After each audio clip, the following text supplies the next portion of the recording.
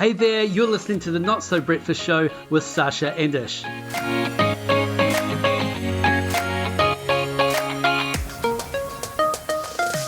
Alright, welcome to the Not So Breakfast Show this week, the one about health and fitness. And if you are listening to this, then good on you. Health and fitness is such an important part of our energy, our ability to cope with stress, and our health and well-being. In this episode today, we're going to look at health and fitness, why it's important and what you can do. We also explore why I'm being so mean to a puppy dog. We get this cute little puppy dog and, you want to treat it, you want to give it lots of love. But instead of doing that, we tie it up so it can't move. And instead of water, we just give it like soft drinks and coffee and we get it really jacked up. And instead of healthy kind of puppy food, we just give it crap and chips and all that kind of stuff. And then in the middle of the night, wake it up 5 or 6 times. And we learned that Sacha should never ever fill up your car with petrol. And when you've finished filling it up with petrol and the tank is full, you go, oh, but I love my car so much, I just want to give it a little bit more. So you open the glove box and you pour some petrol into the glove box. Then you go, oh, I'm going to pour it into the passenger seat. No, I want to give it some more petrol, so you pour it into the boot. All right, that's the show. Let's get it.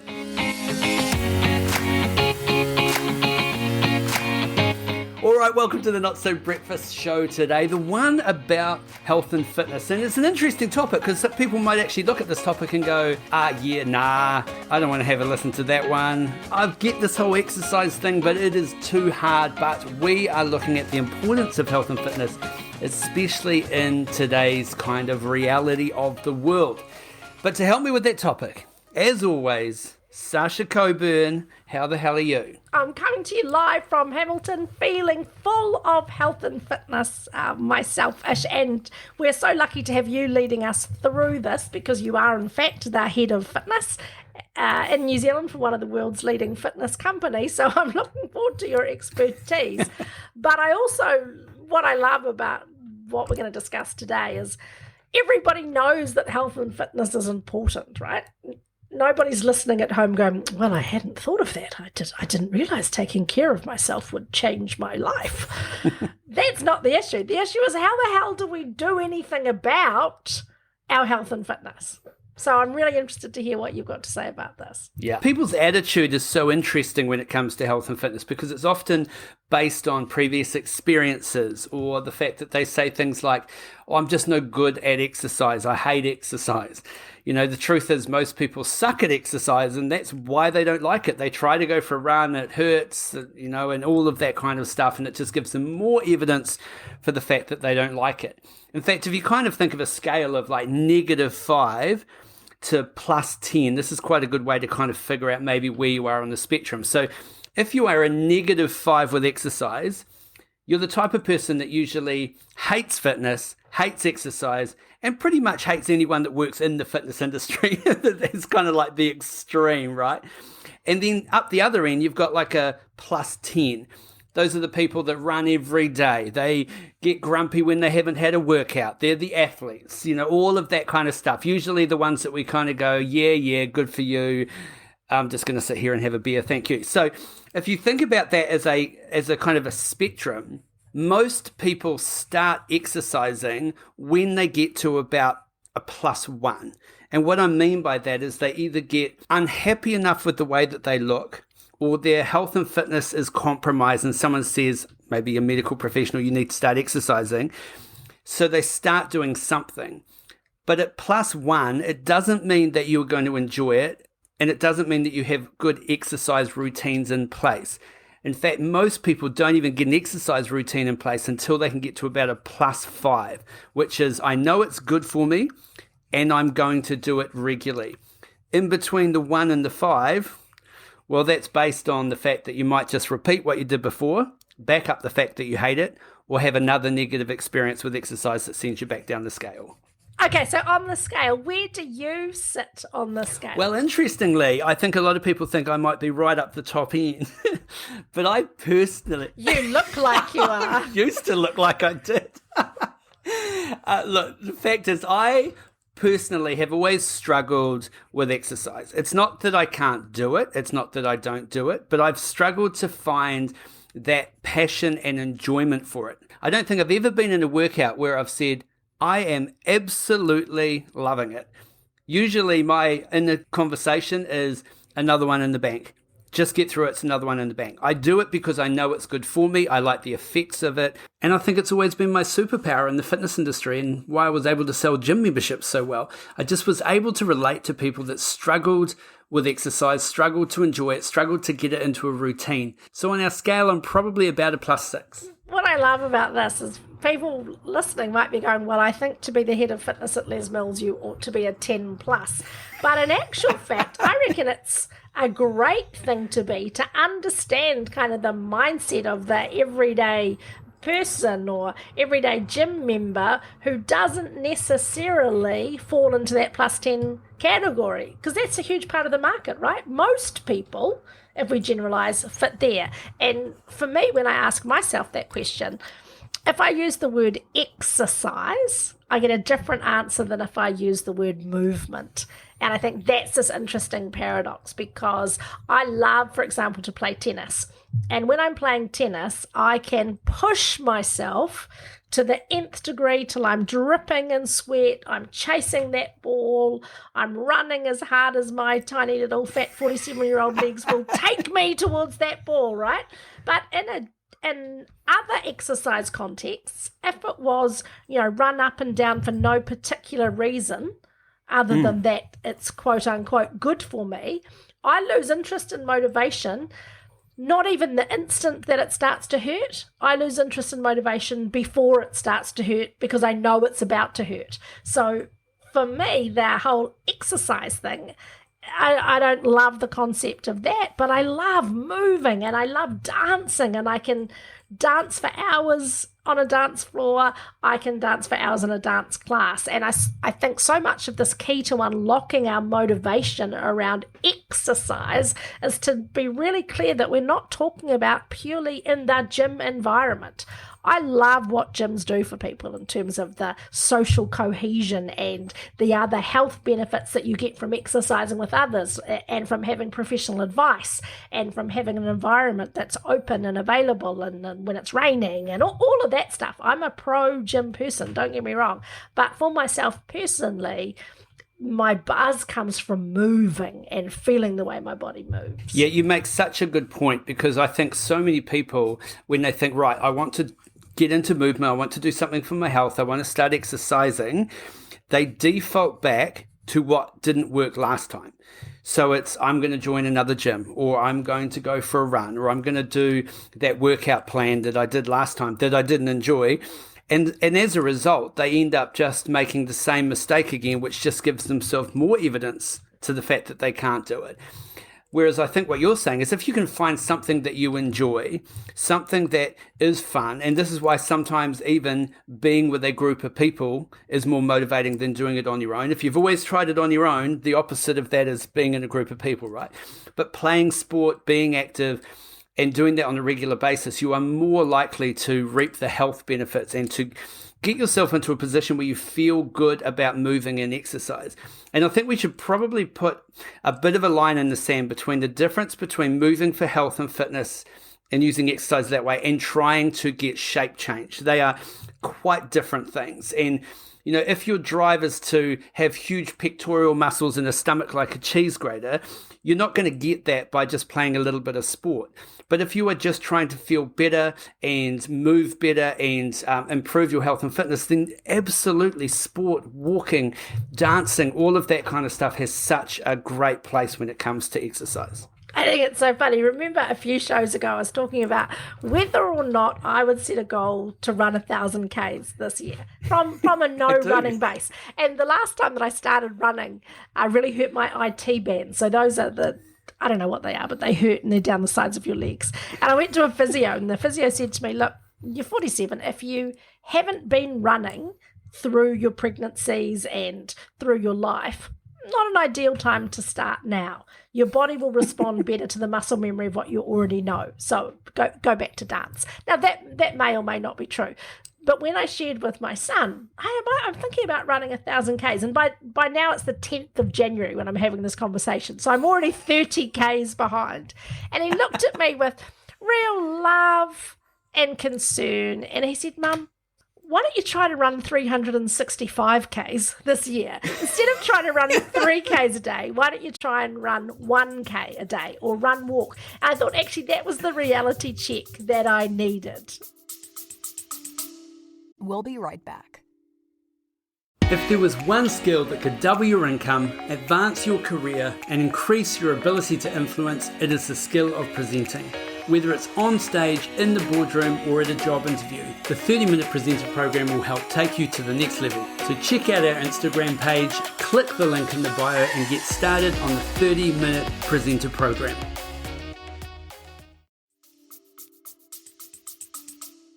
And again, Sash, you can't just leave that till December. Again, yeah, fair.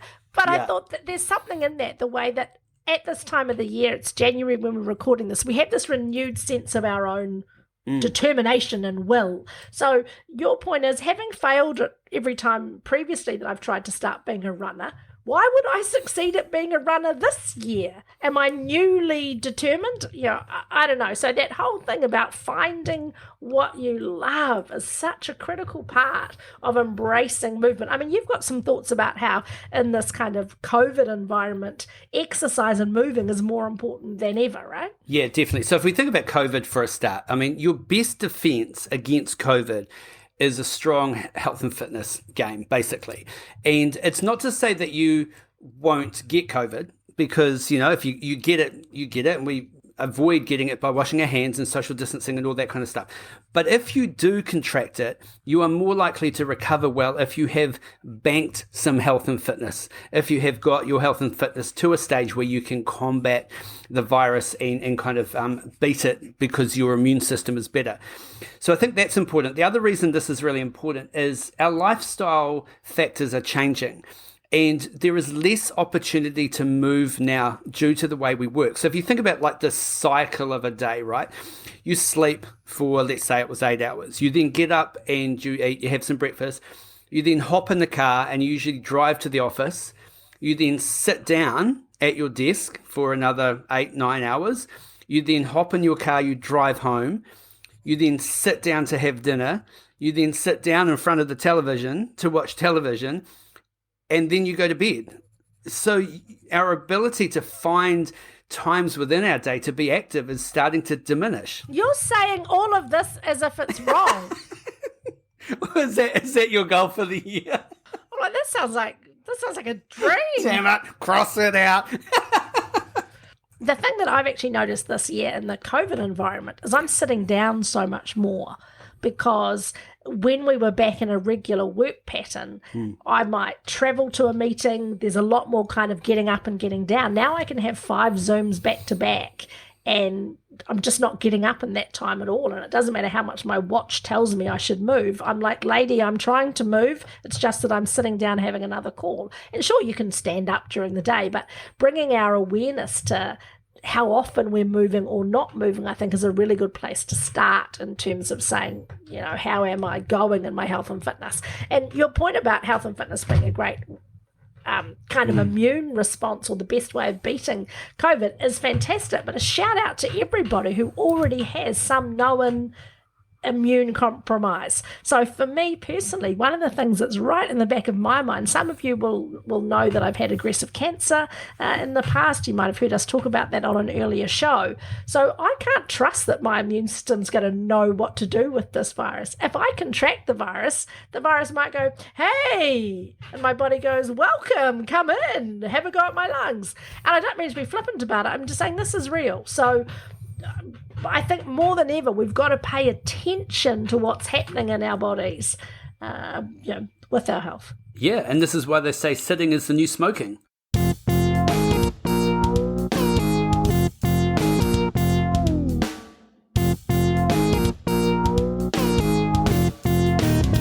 And when you think about, just the movement side, that's one side. If you combine inactivity with really bad nutrition, well, you're kind of setting yourself up for failure on both sides, because it's not only are we not moving it, which is something our body craves, but we're not giving it the nutrients and the energy that it needs to actually perform at its best. And sometimes you can do what you call the puppy dog test, right? And the puppy dog test is, we get this cute little puppy dog, and you want to treat it, and you want to give it lots of love, but instead of doing that, we tie it up so it can't move. And instead of water, well, we just give it like soft drinks and coffee, and we get it really jacked up. And instead of healthy kind of puppy food, we just give it the crap and chips and all that kind of stuff. So and don't even give it regular meals. Just make it skip meals, and then load it up, and then starve it a bit, and all that kind of stuff that we could do to this puppy dog. And then in the middle of the night, like, wake it up 5 or 6 times and just kind of interrupt its sleep. And if you're kind of thinking, oh my goodness, I could never do that to a puppy dog, that is just so mean. Well, why is it okay to do it to yourself? Like, really? Like, if you kind of look at that as an analogy, we get so defensive when it comes to animals, and yet we treat ourselves exactly the same way: inactivity, eating not well, and not drinking enough water, and not sleeping. Yeah, I mean, for health and fitness, for me, I go, are you sleeping well? Are you eating well? Are you moving? It's kind of as simple as that in terms of the things. And everybody knows this stuff, right? Everybody knows that we should eat more of this and less of that. The challenge is, how do you go about doing that? How do you implement it in a way that is sustainable and functional, but that equally doesn't buy into all the crap messages that people tell us about ourselves that bring us to the situation where I go, I can't wear a bikini because I don't have a bikini body. And that's bullshit, right? And I know one of the things that I ask myself whenever I'm thinking about my health and fitness, but I confuse body shape with health and fitness, is I ask myself, who taught you to want that? So if you look at women's shape in particular, Marilyn Monroe used to be the definition of sexiness. And if we use her as this is the pinnacle, I'm not fat enough to be Marilyn Monroe. And yet I just got unlucky enough to be born in a time where skinny mini is the thing, or where, washboard abs are what the new definition of sexy is. I mean, I'm bringing sexy back in a different body, baby. And so we have to challenge ourselves to say, who benefits from us believing these things? Is it someone who's trying to sell us supplements? Is it someone who's trying to sell us different ways of eating or different ways of dressing and all of that stuff? So I think if you keep it really simple, you want to move more, you want to eat well, and we just look at, so what does eating well mean? I love what you're saying about the puppy. I like the one that we say when you go to the petrol station and you fill up your car. So you got a great little car, that your Mini that you love, right? And there's your Mini, and you go, that's so cool. I love my Mini so much, so I'm going to fill it up with petrol. And when you've finished filling it up with petrol and the tank is full, you go, oh, but I love my car so much, I just want to give it a little bit more. So you open the glove box and you pour some petrol into the glove box. Then you go, I'm going to pour it into the passenger seat. And no, I want to give it some more petrol, so you pour it into the boot. And before you know it, you've destroyed your car. And that's kind of simply what we do every time we give our body more energy than it needs. Right? We are just saying, you only need this amount of energy today, but because we feel sad, or we're feeding our emotions, you know how that goes. So tell me about, what is good food for you? Is there good food, bad food? I don't think there's good food and bad food. There are better choices than others. If you are wanting to lose weight, all you need to do is create a calorie deficit. You just need to be consuming less calories than you are burning. And if you are not losing weight and you are trying to lose weight, it's because you're not in deficit. That's basically what it is. Now, you can create a calorie deficit by eating junk food in a minimum amount if you want to. So if you think about the difference between, I don't know, an apple and a Big Mac, let's say the calories in those two foods were exactly the same. So maybe 4 apples and a Big Mac. So let's say it was 300 calories. They might be the same as far as calories go, but they have completely different nutrition. And the nutrients that you get from those foods is completely different. So you can cause a calorie deficit eating crappy food, and you can cause a calorie deficit eating healthy food. The difference is the nutrition side of the healthy food. So that's kind of like a really basic understanding of how your body works as far as nutrition goes. Now, when it comes to actually eating, I think there's a couple of things that you want to try to understand. First is, where are you getting your nutrition advice from? Be really clear on that. Don't just be following some fad diet or someone on Instagram because they have a six-pack. Try to get some nutrition advice that is right for you. And then there is some nutrition principles that are just true. So you should drink water. You should be drinking, 5 to 6 glasses of water a day. If you can't handle that much, start with 2. Start drinking something. Start drinking water and start consuming water, because that's going to help for a start. Let me interrupt you there, Ash. I know it's a terrible habit of mine, but I think what you're saying, there's some absolute genius in there. And that is, so often, if we can't do the whole thing, we sometimes go, forget it, I won't do any of the thing. If I can't drink 6 to 8 glasses a day, well, screw it, I won't drink anything. Versus giving ourselves the permission to take some steps in that direction. And I think that's a critical thing with all health and fitness. If I don't run 365 Ks this year, but I run 20, that's better than running none. And that's the same thing with the nutrition, right? Absolutely. Because otherwise we set ourselves up to fail. We go, I'm not eating sugar anymore. That's it. That's the secret. It's no more sugar. When really what you should be doing is reducing your sugar intake. But if you consume a little bit of sugar, well, then start again. Like you haven't destroyed it. I think sometimes, I've made jokes about this, but it's almost like you get to the end of the night and suddenly you have a chocolate biscuit and you go, I'm blowing it now. I may as well eat a cheesecake. And I think people's mentality goes to those extremes. If I can't be 100% perfect, then I will do nothing, rather than actually realizing that smaller steps every single day, being consistent every single day, is more likely to get you the result that you're after than the extreme diets. And I mean, really, if you think about the word diet, it's got the word die in it. Probably for a reason, right? It's restriction. They're crazy. Don't do these stupid diets. Most people know what types of food they should be eating, and I think one of the most powerful things you can do is really have great education, but also some accountability. If you want to know why personal training works, for example, it is often because they hold you accountable. It's that feeling that you kind of go, okay, no, I will go for that run, or I will go for that walk, or I will do that because I know I have to see my trainer tomorrow. Now, if you have accountability as your base, you're more likely to be successful than that last time that you tried to do it on your own and then you didn't do anything, and well, no one really cared because it was just you that was in on it. So I think that those kind of things that you could maybe set up will definitely make a difference. I think one of the things that happens with food is that we seek out the diet or nutrition plan that allows us to eat the thing we actually want to eat. So in that biased way, we go, I could never give up bread and potatoes. So we're trying to find something somewhere that says bread and potatoes is okay. Or I could never give up sugar, so I want some sugar. And that's where we come back to this idea of moderation. Right? That if you're on a restrictive diet that rules out everything entirely, then you are setting yourself up to fail, because you're going to want to eat that bread roll and you'll feel terrible when you do. And we should never feel terrible. We should acknowledge that the privilege that we have around picking and choosing food when great swathes of the world's population is hungry.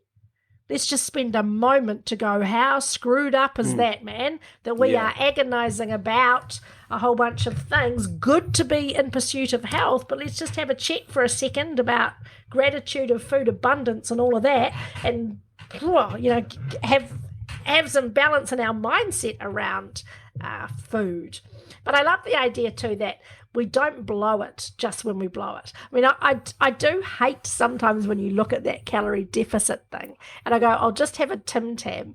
And then you read that a Tim Tam is like a third of your calories for a day. And you go, how can that be? How can that be possible? There's one tiny little biscuit and I like having 3 at once. So there are better choices around. Yeah, and then you end up with the person that goes, well, if I don't have lunch, then I can drink wine tonight.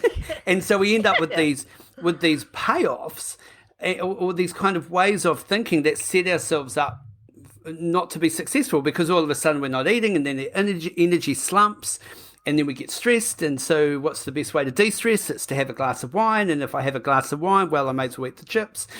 And the cycle continues. So I think, when it comes to nutrition, I'm big on getting the right advice, but I think a lot of people actually know more than they give themselves credit for. I also think, whole foods don't have labels, like eating fresh produce is a good idea. Eating lots of vegetables is a great idea, because if it's got a label, it means it's got something added to it, usually. So the more processed it is, chances are that the more it's not going to be as good for you as kind of fresh food. So you can even just be eating fresher food, drinking more water, not skipping meals, eating regular, keeping an eye on the portion size that you're actually consuming. And all of a sudden, when you combine that with maybe moving a little bit more and a little bit more often, surprise, surprise, if you are after shape change, it might start to happen. But if you're after health and well-being, well, that will definitely start to happen. You'll just start to feel so much better, and your energy will be so much better as well. Yeah, there's kind of simple things you can do. Another really great tip is just to only go grocery shopping around the outside of the supermarket. And the reason you only go around the outside is because that's where everything is fresh. Why is it fresh around the outside? It's because that's where all the power is. So all the power points that run the fridges. So if you think about it, you go fruit, meat, fish, dairy, in that kind of order. If you do that, you are eating food that is most likely less processed, and that's better for you. Yay. Yeah. Another one that this is kind of like a principle that we sometimes say, and I don't want to be going on about weight loss, because weight loss is something that I think people aspire to for exactly the wrong reasons that you've been saying. But you don't need to lose weight to be healthy, but you do need to be healthy to lose weight. If you are wanting to tone up and get some shape change, think about your health, get your health in check, and you will probably find that the shape change will come much easier than if you are trying to get the shape change in order to be healthy. It's just a different flip on the way that you think, but it makes such a difference. If your full focus is to see change on the scales, you will always be battling that, because scales are for fish. We have industrial scales at Coffee Culture in Christchurch, and every time I come down, I have a weigh-in on these industrial scales, and we laugh. It's like I'm the prize tuna. But what I think is hilarious about kind of targeting weight goals is one of my best mates she's a classic kind of AAA personality type. She's enormously successful, and she's built like a whippet. So she used to be a jockey. And for her to be in good health, she needs to put on a little bit of weight. So for her, she needs to exercise and go to the gym to keep her muscle mass up. And so we were together over New Year's, and she was saying, I've got this goal and I want to reach X kilos. And I just looked at her, I said, oh, yeah, me too. But we're both coming at it from completely different ends. So we're going to meet in the middle. I thought, how crazy is this? But that's how you know that your health goals are personal, is when you can say, we're both coming to the same target, but from different ends, and that's okay, because we're different people in different bodies with different needs. I just encourage you too, one of the things that you said about how easy it is to go, well, I've had a Tim Tam, so I'll just eat something massive, is just to realize that the very next time to get back on track is with your very next mouthful or the very next day. It's as easy as changing things up. There's this great kind of cliche that we start on a Monday. So if I'm going to try and be more fit or more healthy, and it's Friday, I go, that's cool. So this weekend I'm going to piss up, I'm going to drink heaps, I'm going to eat heaps. What's all the food I'm going to binge on that I'm not going to have, because Monday is my day? And in actual fact, every morning we get the chance to start with a fresh mindset and just ignore what's happened from the last few days. And I think that's useful as well. Just forget what happened yesterday. Forget what happened at lunchtime. Now's an opportunity to make good choices, to not mistreat my puppy and to not trash my car. Nice, Sacha. I like that. Another one that we could talk about is the fact that you can't exercise your way out of bad nutrition. So some people think, well, if I'll eat what I want, but I'll just work out really hard. Trust me, in order to do that, the amount of exercise you would have to be doing is huge. Unless you're a multi-marathon runner who's doing, constantly hours and hours of training a day, it just doesn't work like that. And even those athletes, they are eating clean to be able to maintain that. They're not just consuming junk calories for the sake of calories. So when you're starting to find your balance, it's about making those good choices with nutrition and then making those good choices around exercise. I'll give you a little bit of science as well, because I think it's kind of helpful to understand a little bit around how your body works as well. So your body works basically, if you think about it, maybe in 6-week cycles. So if you do something, either change your eating or you start moving or you start burning more calories because you're doing exercise, your body will change. It just has to change. And if you continue to do that thing the way that you've done it, your body will adapt to that within about 6 weeks. So if you start going to the gym 3 times per week, after about 6 weeks, your body will be used to going to the gym 3 times per week. So the only way that you can then continue to change is to either change the frequency of what you're doing, the intensity of what you're doing, the type of exercise, or the time or the duration. So that spells FIT, F-I-T-T. So frequency, intensity, time, and type. When you manipulate those things around every 6 weeks, you're more likely to get the results. Your nutrition can be more consistent than that, but for exercise, that's a way to think about it. So if you ever are exercising, you think, oh, that was easy, or I'm really starting to enjoy this, it's usually because your body's adapted to it. And it's not that you're not getting any more results, but you're probably not going to get them as fast as you would if you changed one of those variables. It feels to me like what you're saying is as soon as you start to enjoy it, and it gets easier, hey, sucker, you've got to make it harder. I don't think you need to make it hard, but you should, kind of go, oh, you know what, I'm going to change something. But then again, if you're exercising 3 or 4 times per week, you're in the minority. There's not a lot of people that are doing that. So congratulations. And if you are exercising once a week, then good on you, because once a week is better than none per week. That's going to help you with your stress. It's going to help you feel better.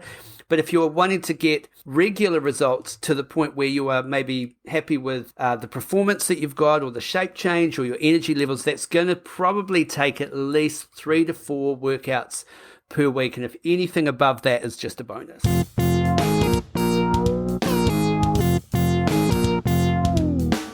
The enjoyment factor also comes from getting better at stuff, right? So if I think about my tennis, as I get fitter, I just enjoy my game a lot more because I can be in the rallies for longer. I run a little bit faster to some drop shots. I can focus more on my technique because I'm not so busy puffing from one side to the other. So as your fitness increases, so does your ability to do new things within the context of what you're doing. If it's bushwalking you're doing, you can climb some higher hills and get some better views. And that's pretty cool. Yeah, definitely. And then, if you think about, say, intensity in our exercise, because this is something you'll hear people say, oh, high intensity, that's the exercise I need to be doing. Now, high intensity does get some great results a couple of times per week, but usually you need to condition yourself up into that. Now, what I mean by high intensity is you can do a shorter workout. So let's say anything sort of up to 30 minutes. If you work out harder, then you're more likely to get that kind of result for a longer period of time after the workout because it takes your body longer to recover. If you want to work out at a less intensity, then you might need to work out a little bit longer. But a half-hour walk is still a great idea. Like, don't not do it because you kind of go, oh, well, it's not a hard enough workout. Again, frequency. If you did a half-hour walk and you did that on the regular and you were starting to eat a little bit better, you'd be amazed at how much more energy and how good that makes you feel. Oh, you're talking like a regular gym junkie now-ish. Let me just call you out on that because you've just said, if you only do a short, high-intensity workout of 30 minutes, and I'm like, a high-intensity workout of 30 seconds, and I'm like, surely it's been 5 minutes already. So even 5 minutes of high intensity is great, and then go for 7 minutes and then 10 minutes. And and remember those high intensity peaks within a 30-minute workout. It's not like you go, boom, high intensity 30 minutes and then you drop off. Usually in that half-hour workout, you probably only pushed your heart rate to that point, maybe a couple of times. So it's actually really, really short. So you can actually compress it down. But again, conditioning yourself up to that. You don't go from sitting on the couch to professional high-intensity athlete the next day, because all it's going to do is injure you or back up the fact that you hate exercise, and you're not going to do it. Yeah, and a shout out to fitness professionals like those that work at Les Mills. I don't work for Les Mills, but I work with Les Mills. Ish, you work for them. Let's be really clear that one of the benefits of getting expertise like that is there are plenty of people out there that are doing HIIT training. They're doing high intensity training. And what they're missing is the second I. So HIIT should be HIIT, which is high intensity interval training. And what that means is you have an interval of rest. And there's some programs out there that are going to do you some real damage because they don't build in enough rest. Go to the exercise professional so that you are getting what it is that you need if you want to start doing that stuff. That's some free advice from me. Great. All right, so maybe one more statement just for us to kind of have a quick discussion on. A diet is a temporary solution for a long-term problem. So if you are thinking, I'm going to go on a diet, you're already setting yourself up for failure, because that is not going to fix the long-term thing. In fact, whatever lifestyle you adopt to lose weight is the lifestyle you need to continue to maintain it. So if you don't like that lifestyle, if you can't maintain it, don't even start it, because it's only going to make you feel good for a really short period of time, if it makes you feel good at all, because chances are you'll just get really grumpy and hate the fact that you didn't get any results. You are much better to set yourself up with a regular, healthy exercise and nutrition routine that you can maintain, adjust, and enjoy over time. Yeah, Rachel Babaraki in the States has written a stunning piece about how diets are certain to fail. And I'm going to chuck that in the show notes for you to have a look at. You want to get off this yo-yo diet thing. Let's just kill that idea forever. Okay, so if we're kind of recapping through what we've been talking about is the combination of how you move and how you eat is such a good pattern to get into when you get them in balance. So you should be trying to eat well. And when we talk about eat well, we're talking about making good choices around food.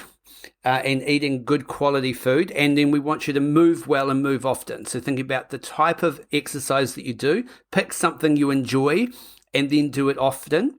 We're also saying get some great advice and find some accountability. I think an investment in a trainer is just a great investment, because they will give you really good advice. Don't just get your advice from Instagram, because someone looks the way that you think that you want to look. Chances are they don't look like that all the time.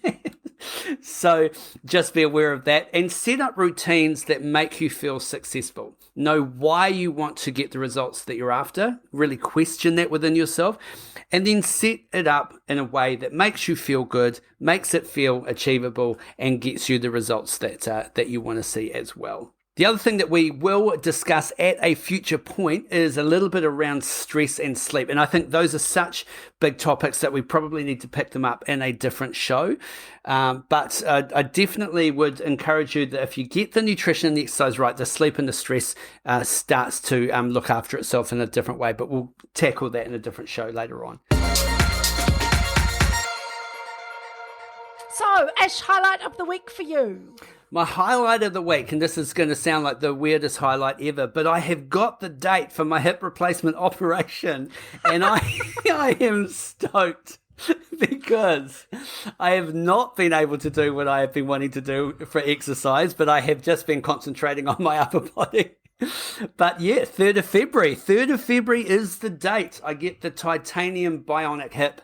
We are here for health and fitness people and bionic hips. So I don't have a fake boob inserted, but you're going to have fake hips inserted, right? Is it 1 or 2? It's just one, although I have started to wear out the other one as as well. So at some stage, this could be a sequel, but let's hope it is many years down the track. Can you now take a gun with you because it's your hips that are going to set off the metal detector?